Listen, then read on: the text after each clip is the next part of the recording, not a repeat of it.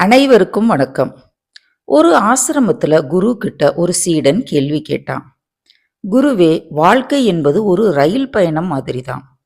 பயணம் பூராவும் சுமையை சுமந்துக்கிட்டே போறவங்களால நிம்மதியா வாழவே முடியாது அப்படின்னு சொல்றீங்க. அதுக்கான விளக்கத்தையும் சொல்லுங்க அப்படின்னு கேட்டான். அதுக்கு குரு ஒரு கதை சொல்ல ஆரம்பிச்சாரு. ஒரு மனிதன், அவனுக்கு எந்த குறையுமே இல்ல. ஆனாலும் அவனுக்கு மனசுல நிம்மதி இல்ல. படுத்தா தூக்கம் வரல. ரொம்பவே சிரமப்பட்டான்.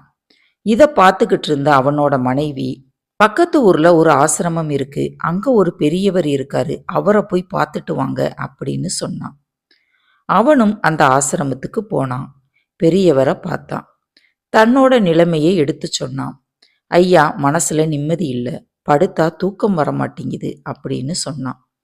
அதுக்கு அந்த பெரியவர் பக்கத்துல கூப்பிட்டு உட்கார வச்சு, தம்பி, உன்னோட மனசுக்கு ஒரு சில ரகசியங்கள் தெரியக்கூடாது. தெரிஞ்சா உன்னோட நிம்மதியே போயிரும் அப்படின்னு சொன்னாரு. அது எப்படி என்று அவன் கேட்க, அதுக்கு அந்த பெரியவர் சொல்றேன். அது மட்டுமல்ல, மனசுல தேவையில்லாத சுமைகளை சுமக்கிறதும் இன்னொரு காரணம் இருக்கு அப்படின்னு சொன்னாரு. ஐயா, நீங்க சொல்றது எனக்கு ஒண்ணுமே புரியல அப்படின்னு சொல்ல, புரிய வைக்கிறேன். அதுக்கு முன்னால நல்லா வயிறு நிறைய சாப்பிடு அப்படின்னு சொன்னாரு பெரியவர். இவனும் வயிறு நிறைய சாப்பிட்டான். பெரியவர் அவனுக்கு சுகமான படுக்கையை காட்டி இதுல படுத்துக்கோ அப்படின்னு சொன்னாரு. அவனும் படுத்துக்கிட்டான். பெரியவர் அவனுக்கு பக்கத்துல உட்கார்ந்து கதை சொல்ல ஆரம்பிச்சாரு. ஒரு ரயில் புறப்படுற நேரத்துல அவசரமாக ஒருவன் தலையில ஒரு மூட்டையை வச்சுக்கிட்டு ரயில் ஏறினான். ரயில்ல ஒரே கூட்டமா இருந்தது. ஆனாலும் இவன் அடிச்சு பிடிச்சு ஒரு இடத்த பார்த்து உட்கார்ந்துட்டான். தன்னோட தலையில இருக்கிற சுமையை இறக்காமலே பயணம் முழுவதும் உட்கார்ந்துக்கிட்டே இருந்தான். இதை பார்த்த ஒருவர், ஏனப்பா சுமையை சுமந்துக்கிட்டே இருக்கியே, கீழே இறக்கி வைக்கலாம்ல அப்படின்னு சொன்னாரு. அதுக்கு அவன், இல்லைங்க ஐயா, என்னோட சுமையை நானே சுமந்துக்கிறேன், ரயில் எல்லாம் சுமக்க வேண்டாம் அப்படின்னு சொல்லிட்டு கதையை சொல்லி முடிச்சாரு பெரியவர். இதை கேட்ட அவனோ சிரிச்சான். பைத்தியக்காரனா இருக்கானே, ரயிலை விட்டு இறங்கும் பொழுது மூட்டையை தூக்கிட்டு இறங்கினா போதாதா?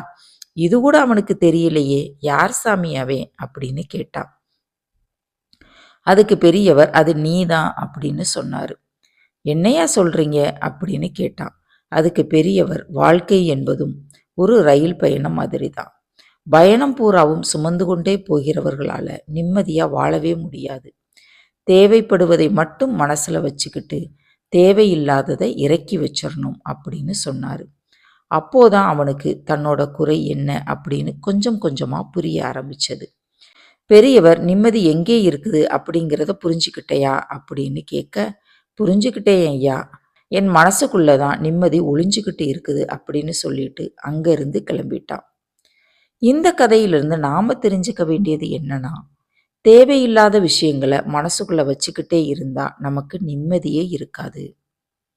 இனி ஒரு நல்ல கதையோடு அடுத்த வீடியோவில் சந்திப்போம். நன்றி, வணக்கம்.